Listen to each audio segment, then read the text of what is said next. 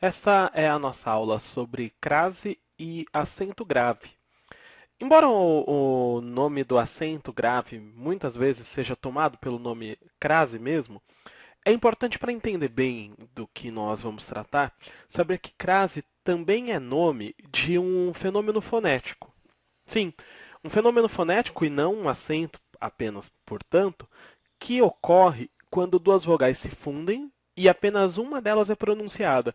Esse fenômeno fonético, que está para além do acento grave, é a chamada crase. Vou te mostrar primeiro, então, um exemplo em que nós temos essa crase no sentido fonético do termo.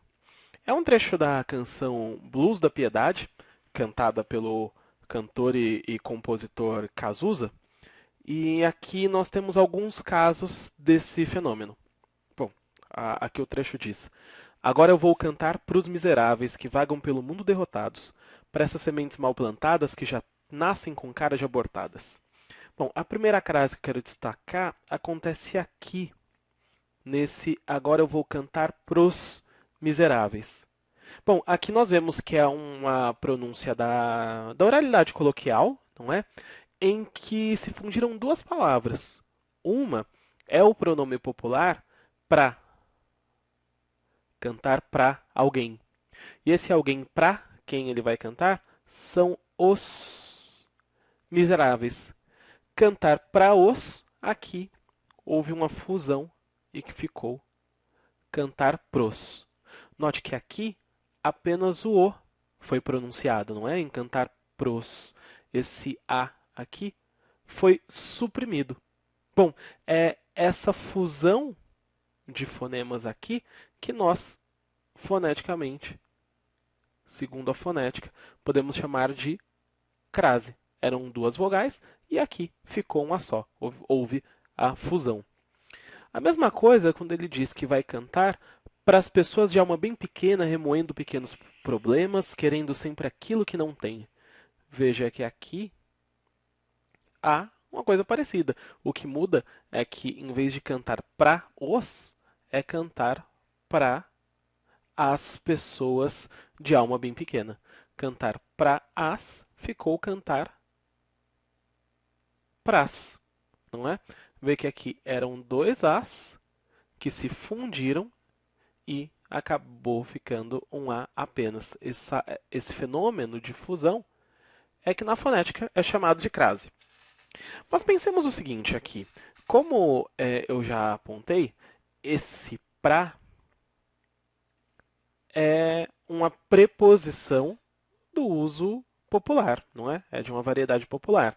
Se a gente tivesse o português padrão sendo usado aqui, o que, claro, não é um defeito, porque é uma canção popular, não é? Mas para comparar as variedades, imagine que seria possível dizer: agora eu vou cantar para alguém, em vez de para alguém, e seria possível ainda dizer: eu vou cantar a alguém.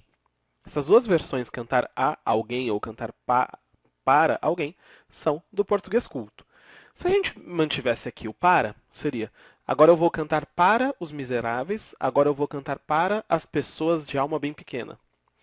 Caso se mantivesse aqui a preposição a, seria cantar a os miseráveis, cantar a as pessoas de alma bem pequena. Quer dizer, para ficar aqui visível, nós temos um verbo, cantar, que exige uma preposição. Essa preposição pode ser a, pode ser para, como eu grifei aqui, não é? Cantar para alguém, e pode ser a, cantar a alguém. São duas opções ainda no português padrão de termos que estão nessa classe, na classe da preposição. Tanto para é preposição, quanto a é preposição. Fora isso, nós vemos aqui que antes de miseráveis vem esse termo os, que é um artigo. Assim como é artigo esse termo as, assim como é artigo esse mesmo os aqui, e, de novo, esse as aqui. O que acontece no caso em que se usa a preposição a, porém? As palavras não ficam separadas, não é? Aqui, cantar para os miseráveis, as palavras são separadas. Agora, em cantar aos miseráveis, há uma junção entre essa preposição e esse artigo. E se fosse aqui no feminino, cantar as pessoas, também haveria uma junção. Mas, claro, você certamente estranha essa grafia aqui, né? Você nunca leu nada parecido com isso, porque realmente essa grafia não é uma grafia que se use. O que acontece? Aqui é verdade, nós temos dois as, não é? É cantar a alguém, e esse alguém são as pessoas. Só que na pronúncia, esses as vão se fundir e nós teremos aqui cantar as pessoas. O que acontece nesse caso, para indicar a fusão desse a, se usa o acento grave. Então aqui nós temos, sim, na verdade, uma fusão, não é?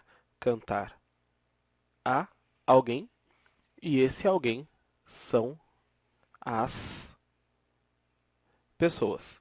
Cantar a as pessoas fica cantar as pessoas com acento grave, porque houve aqui uma fusão, porque houve aqui uma crase.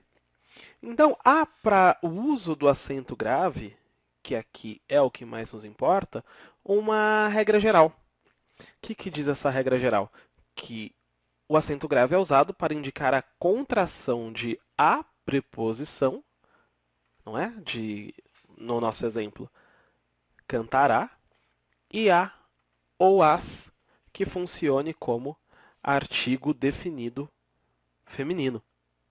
Como você nota, então, só é possível o uso do acento grave antes de palavras femininas, não é? Porque, afinal de contas, segundo a regra geral, deve ser esse artigo definido feminino que se funde a esse a preposição.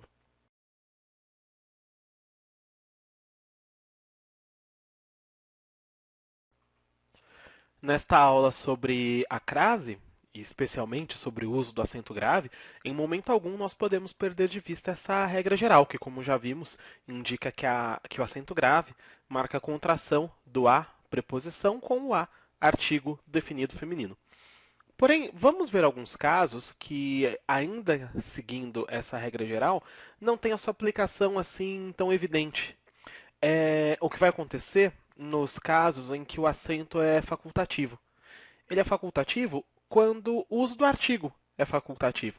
Um exemplo disso nós temos aqui numa passagem das Memórias Póstumas de Brás Cubas, em que o narrador protagonista conta como se despediu da personagem Marcela após um encontro casual que tiveram depois de muitos anos sem que se vissem. Eu vou ler com você. Nisto entrou o moleque trazendo o relógio com vidro novo. Era tempo. Já me custava estar ali. Dei uma moedinha de prata ao moleque. Disse a Marcela que voltaria noutra ocasião e saí a passo largo. Merece destaque aqui esse disse a Marcela, porque há um caso em que o acento é facultativo. Veja só, em disse a Marcela, tal como se escreveu aqui, nós temos um caso em que o verbo exige a preposição a, disse a, e esse alguém é Marcela. Marcela aqui sem que haja o artigo. Aqui aparece o nome próprio, o artigo não foi usado. Ainda seria possível que nós encontrássemos essa outra construção. Seria possível que tivéssemos aqui disse a ainda, porque essa preposição é exigida pelo verbo, mas se optasse por usar o artigo, a Marcela. Como você sabe, esse segundo caso seria um caso de fusão de crase, e nós teríamos o a assim. Tanto é correta essa grafia, que está no original do Machado de Assis, quanto seria correto o uso do acento. Por quê? Antes desse nome próprio, o uso do artigo é facultativo. Vamos passar aqui a um outro caso, que é o que se dá com topônimos, que são nomes de lugar, com a palavra casa e com a palavra terra. Aqui é possível apelar para um método mnemônico, um método de memória, só que é fundamental entender esse método, senão ele não faz nenhum sentido. O caso é, se nós temos vai a e volta a dar, crase a. Se nós temos vai a e volta de, crase para quê? O que há por trás disso é a dificuldade de identificar se há ou não uma fusão de fonemas, se é um caso de crase, ou se é um assímples. Isso é mais fácil de se identificar quando o verbo não exige a preposição a, quando ele exige alguma outra. Por exemplo, no caso do verbo voltar, se nós temos uma construção em que aparece volta de, fica bem evidente que aqui nós temos só preposição.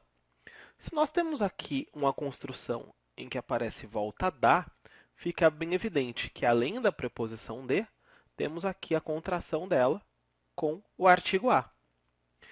Um caso desses, em que nós temos de e a, é equivalente a um caso em que nós temos o uso do acento grave por conta de uma crase. Um caso desses, em que temos apenas a preposição de, é sinal de que temos também apenas a preposição a. Por isso que vai a, volta da, crase a. Vai a e volta de, crase para quê? Bom, vamos aplicar aqui alguns exemplos. Chegou a Santa Catarina, chegou a Bahia, chegou a inesquecível Santa Catarina.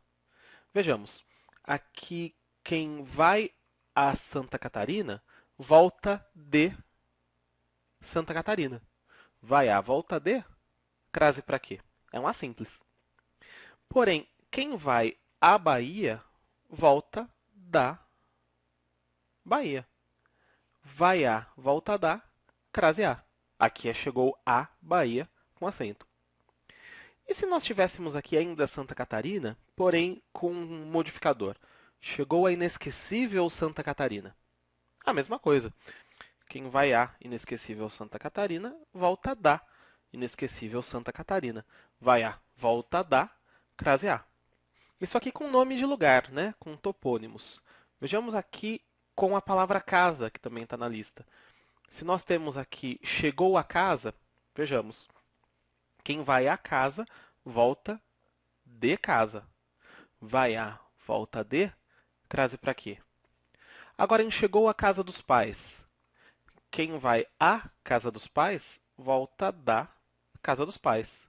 Vai a, volta da, crase a. Aqui há uma regra que diz que quando a palavra casa não vem especificada, não se usa o acento. Quando vem especificada, casa dos pais, casa dos amigos, nova casa, velha casa, se usa o acento. Porém, essa regra é baseada no princípio da crase. Quando a palavra casa está sozinha, não se usa o artigo. Tanto que nós dizemos no dia a dia, cheguei de casa, vim de casa. Se vim de, crase para quê? Agora eu diria, vim da casa dos meus pais. Se venho da, crase a. Para fechar essa lista, a palavra terra passa por um processo parecido. E aqui nós temos duas frases. A tripulação do navio chegou à terra. Na volta, seria possível afirmar que a população do navio vem de terra, chegou de terra. Então, quer dizer, se vai a e volta de, crase para quê? Agora, se a frase fosse a tripulação do navio chegou à terra do futebol, a tripulação do navio voltou da terra do futebol. Vai a e volta da, crase a. Nesse caso, o que diz a regra é que quando a palavra terra assume esse sentido de terra firme, de terra em oposição a ar, em oposição a mar, não se usa o acento. Porém, em vez de memorizar um caso assim tão específico, eu recomendo que você use a regra geral. Quer dizer, quando há um A duplo, se usa o acento. Vai a, volta da, crase a. Quando é um A simples, não se usa um acento. Vai a e volta de, crase para quê? Um último caso aqui que merece atenção é o que acontece com as expressões adverbiais femininas, aquelas que indicam tempo, modo, lugar, finalidade. Elas devem ser acentuadas mesmo que não ocorra a crase. Como assim? Aqui na expressão comprar à vista, nós temos o acento, mesmo que, comparando com o masculino, nós tenhamos comprar a prazo e não comprar ao prazo, não é? Aqui não há o artigo o, porém, no feminino se usa o acento como se houvesse dois as. Por que isso? Para evitar um duplo sentido, para evitar ambiguidade. Imagine alguém que resolveu comprar um apartamento de frente ao mar porque a vista era muito bonita. Nesse caso, é possível dizer que aquela pessoa optou por comprar aquela vista bonita que havia para o mar. Então, comprar à vista sem acento é diferente de comprar à vista. Aqui é um caso em que a expressão indica modo, uma expressão adverbial feminina.